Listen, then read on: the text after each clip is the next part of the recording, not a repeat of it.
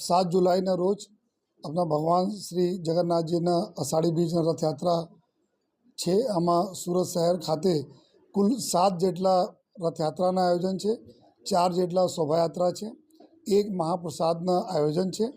આમાં ખાસ કરીને अपनी जो यात्राओं में अलग अलग विस्तार में यात्रा निकलશે અને जो मुख्य यात्राओं में एक रेलवे स्टेशन થી ચાલુ થઈને જહાંગીરપુરા ઇસ્કોન મંદિર સુધી તક જશે જોઈએ। પછી બીજા જો યાત્રામાં એક વરાછા વિસ્તારમાં જે ઇસ્કોન મંદિરની યાત્રાઓ છે। આપણા જો યાત્રા ત્યાંથી ચાલુ થશે મૈદરપુરા રેલવે સ્ટેશન પાસેથી। આમાં લગભગ જો 40,000 થી 50,000 લોકો જ્યારે પ્રોસેસન નીકળશે અને પછી આગળ જે રીતે રસ્તાઓ આવતા રહેશે, આમાં ટોટલ જો લાખોની સંખ્યામાં કરીબ ટોટલ સમગ્ર રૂટ ઉપર 8 से 9 લાખ લોકો પછી દર્શન કરવા માટે ભગવાનના અલગ અલગ વિસ્તારમાં ભેગા થતા હોય છે અને ભગવાનના દર્શન કરતા હોય છે। એના ધ્યાનમાં રાખીને જો શહેર પૂરે સમગ્ર જો અલગ અલગ પોલીસ સ્ટેશન વિસ્તારોમાં યાત્રા સારી રીતે અને સુચારુ રૂપ થાય અને કોઈ પણ પ્રકારના તકલીફો નહીં પડે, એના ધ્યાનમાં રાખીને ટોટલ કરીબ 4,000 જેટલા પોલીસ અને હોમગાર્ડ અને ટ્રાફિકના એના બંદોબસ્ત જો આપણા ગોઠવવામાં આવેલા છે। અને એના સિવાય જો કુલ 3 જો અમારા સેક્ટર જેસીપીસ અને 8 જેટલા ડીસીપી અને 20 એસીપી અને 41 પીઆઈ કરીબ 150 જેટલા પીએસઆઈઓ સાથે 4,000 માણસોના બંદોબસ્ત ડિપ્લોય રહેશે।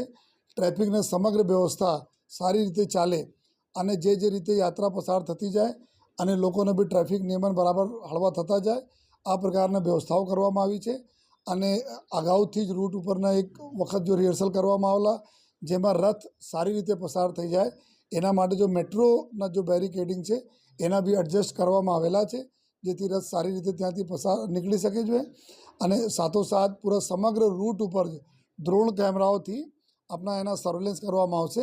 એના માટે કુલ 7 જેટલા ડ્રોન અમે લોકો ડિપ્લોય કરીએ છીએ, જો અલગ અલગ વિસ્તારમાં સમગ્ર જો કાયદાની વ્યવસ્થા સારી રીતે જળવાય એના ધ્યાન રાખશે।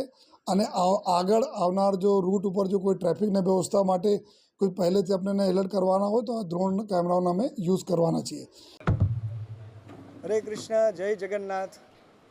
આપણા સુરત શહેરમાં વરાછાના આંગણે આ ત્રીજી રથયાત્રા અને વરાછાની એકમાત્ર આ રથયાત્રા અને અતિ ભવ્ય રથયાત્રાનું આયોજન ઇસ્કોન મંદિર વરાછા દ્વારા કરવામાં આવ્યું છે। એમાં તમે બધા જ પરિવાર સાથે આમંત્રિત છો। આ રથયાત્રામાં અલગ અલગ જાતના વિવિધ પ્રસાદોની પણ વહેંચણી કરવામાં આવશે।